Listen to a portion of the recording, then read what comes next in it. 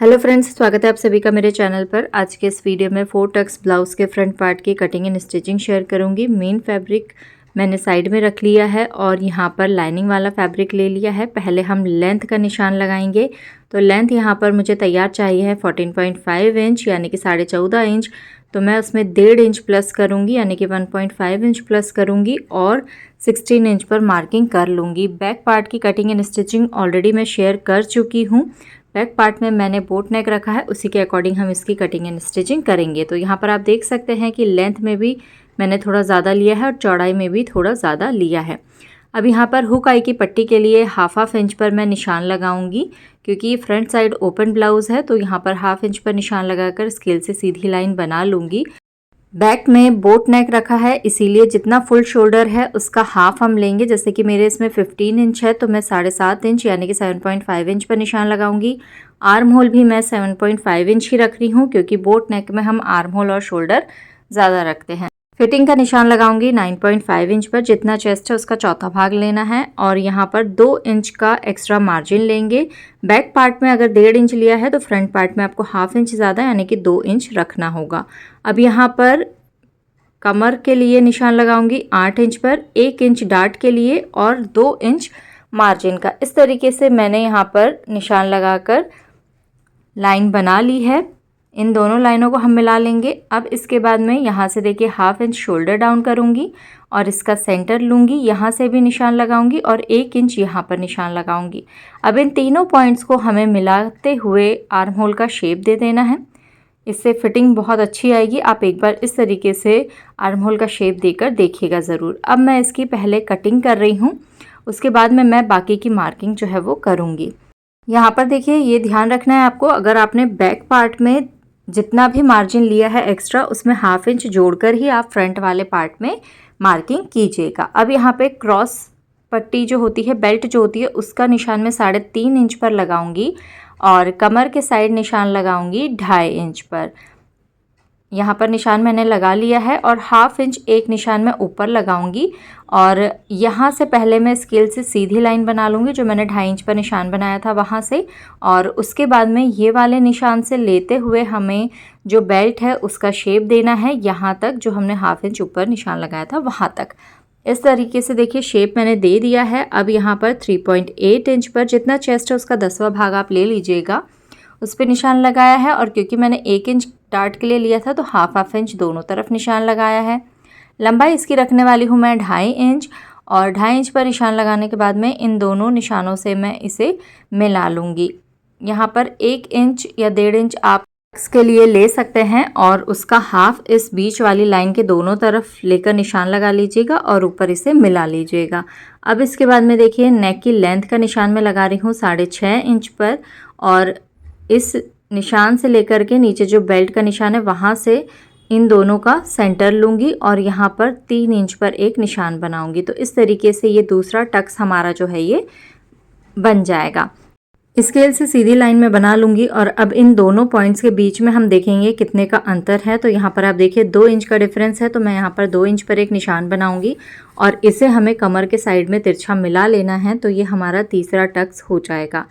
अब यहाँ पर फिर से 2 इंच दूरी पर यहाँ निशान हम लगाएंगे। यहाँ से भी देख लेंगे कि 2 इंच की दूरी पर है या नहीं और इसे आर्म होल के साइड हमें तिरछा मिला लेना है। इस तरीके से जो चारों टक्स हैं उनके निशान बहुत ही आसानी से हमारे लग चुके हैं। अब यहाँ पर नेक की विड्थ में रख रही हूँ 4 इंच, क्योंकि बोट नेक बनाया था पीछे, उसकी चौड़ाई मैंने 4 इंच ली थी।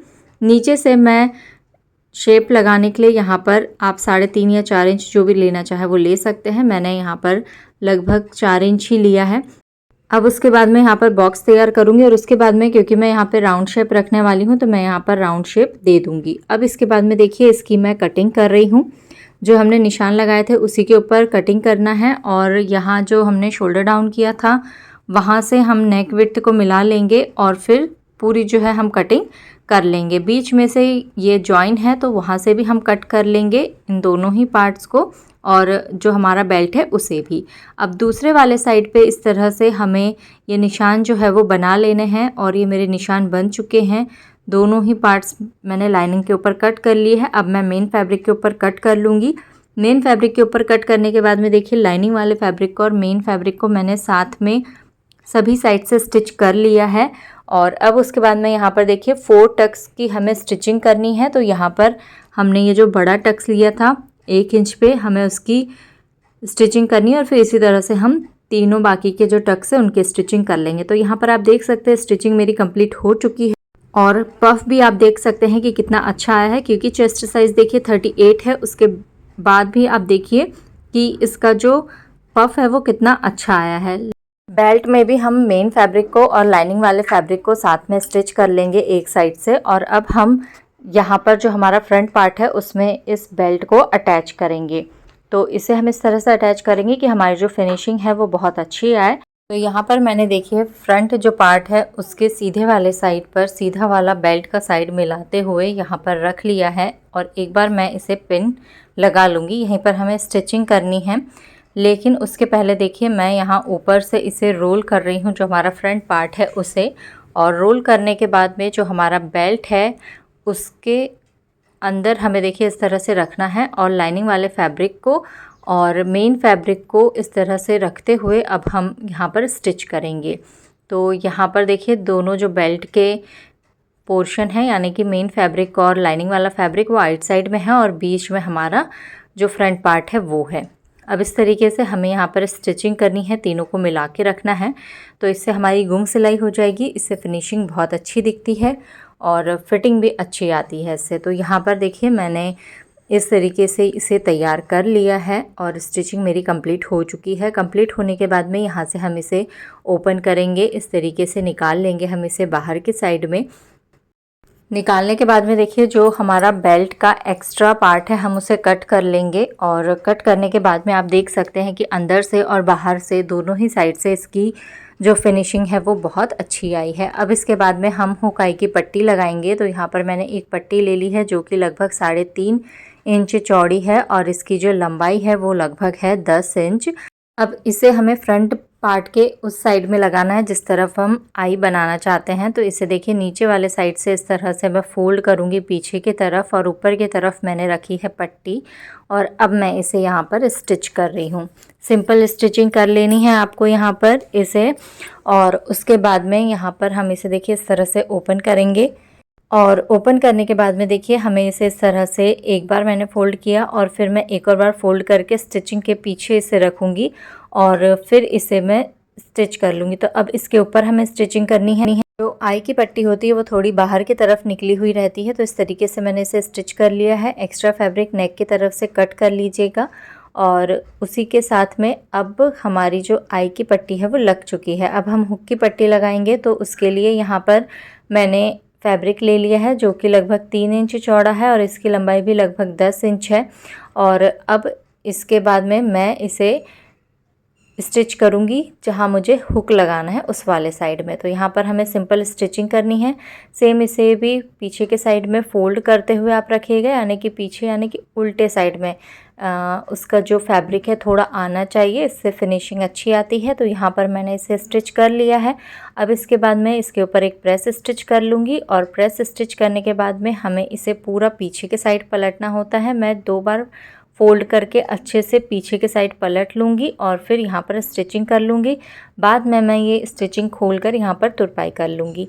तो इस तरीके से ये मेरे हुक की पट्टी और आई की पट्टी भी लग चुकी है। एक्स्ट्रा फैब्रिक हमें कट कर लेना है और इसके साथ में आप देख सकते हैं कि ये जो मेरे पार्ट्स है ये दोनों कंप्लीट हो चुके हैं। यहाँ पर मैं हुक और आई बना लूँगी और इसी के साथ में मैंने जो बैक पार्ट है उसका कटिंग एंड स्टिचिंग का वीडियो ऑलरेडी शेयर किया हुआ है और जो स्लीव्स है उसका वीडियो भी मैं ऑलरेडी शेयर कर चुकी हूँ। अब हम क्या करेंगे, यहाँ पे नेक अभी हमने फिनिश नहीं किया है, उसके लिए मैंने बायस पट्टी ले ली है और इसे मैं स्टिच करके पूरा पीछे के साइड पलट लूँगी और फिर तुरपाई कर लूँगी। आप चाहे तो फिर यहाँ पर पाइपिंग भी निकाल सकते हैं, लेकिन मैं यहाँ पर पूरी जो पट्टी है वो पीछे पलटने वाली हूँ। तो इस तरह से 2 बायस पट्टी मैं दोनों गलों पे लगा लूँगी।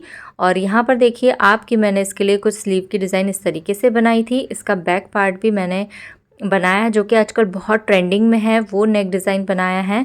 वो भी मैं आप लोग को अभी दिखाऊंगी कि वो मैंने कैसा बनाया है। तो ये दोनों स्लीव मैंने तैयार कर ली है। हम फ्रंट पार्ट और बैक पार्ट के शोल्डर्स को जॉइन कर लेंगे, उसके बाद हम स्लीव्स जॉइन करेंगे और स्लीव्स जॉइन करने के बाद में हम उसकी फिटिंग की सिलाई कर लेंगे। तो ये आप देख सकते हैं बैक नेक बहुत ही आसान है इसे बनाना। इसका फुल कटिंग एंड स्टिच का वीडियो आप ज़रूर देखिएगा। अब यहाँ पर देखिए मैं इनके शोल्डर ज्वाइन करने के बाद में स्लीव ज्वाइन करूँगी और फिर उसके बाद में फिटिंग कर लूँगी। इस तरीके से मेरा ये जो ब्लाउज़ है ये तैयार हो जाएगा। आप एक बार इसकी स्लीव का और बैक पार्ट का वीडियो भी ज़रूर देखिएगा। आई होप आपको वीडियो पसंद आया होगा।